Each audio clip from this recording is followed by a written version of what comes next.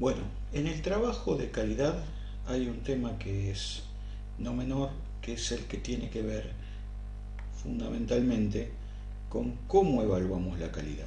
Vamos a empezar a trabajar en ese sentido con el concepto de muestra. Este concepto es muy importante.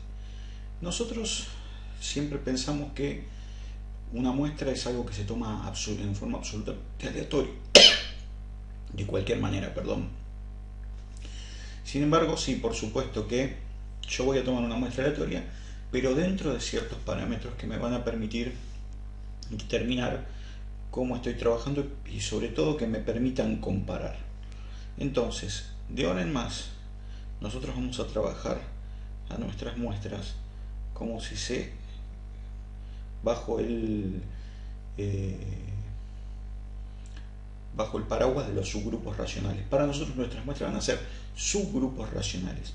¿Qué son los subgrupos racionales? Lo primero que tenemos que decir es que, salvo rarísimas excepciones, nuestras muestras nunca van a tener tamaño 1. Ya vamos a hablar de este tema, pero nuestras muestras tienen que tener en general, vuelvo a decir, salvo raras excepciones, un tamaño mayor o igual a 4. Es decir, nuestros subgrupos racionales tendrán que tener este tamaño. Muy bien, entonces, ¿qué hacemos con esto? ¿Qué quiere decir que sean subgrupos racionales? Primero que, bueno, por supuesto, las muestras van a estar agrupadas. Y que sean racionales es que esa agrupación va a tener un sentido. Entonces, ¿cuáles son los criterios con los que yo voy a tomar muestra? Bueno, muy bien, básicamente vamos a trabajar con dos. El primero, para que un subgrupo sea racional, es que tiene que haber entre estas 4 muestras que conforman el subgrupo una mínima diferenciación intrasubgrupal. Es decir, cada uno de los individuos, de los 4 al menos individuos que conforman mi muestra, tienen que tener una mínima diferenciación intrasubgrupal. ¿Qué quiere decir eso? Que en la medida de lo posible estos 4 individuos, como mínimo, tienen que venir de la misma materia prima, de la misma mano de obra, del mismo medio ambiente. Es decir, en la medida de lo posible tienen que repetir las fuentes de variabilidad, en la medida de lo posible. Por supuesto que si yo tengo algún impedimento o alguna fuente de variabilidad, no me importa. Por ejemplo, yo tengo un solo operario, entonces esa fuente de variabilidad no es fuente de variabilidad porque no cambia. ¿Está bien?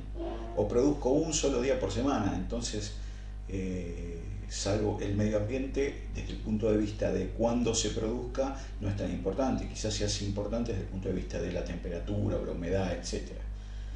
Y lo otro que tiene que haber entre muestras es una máxima diferenciación intersubgrupal. Es decir, cada subgrupo de 4 tiene que ser, esos 4 tienen que ser muy parecidos entre sí, intrasubgrupalmente, pero tienen que ser, cada grupo con respecto al otro grupo de 4 tiene que ser lo más diferente. Por ejemplo, entre los primeros 4 y los segundos 4, o sea, entre los primeros que son la muestra 1 y los segundos 4 que son la muestra 2, tienen que cambiar la mayor cantidad de fuentes de variabilidad posibles.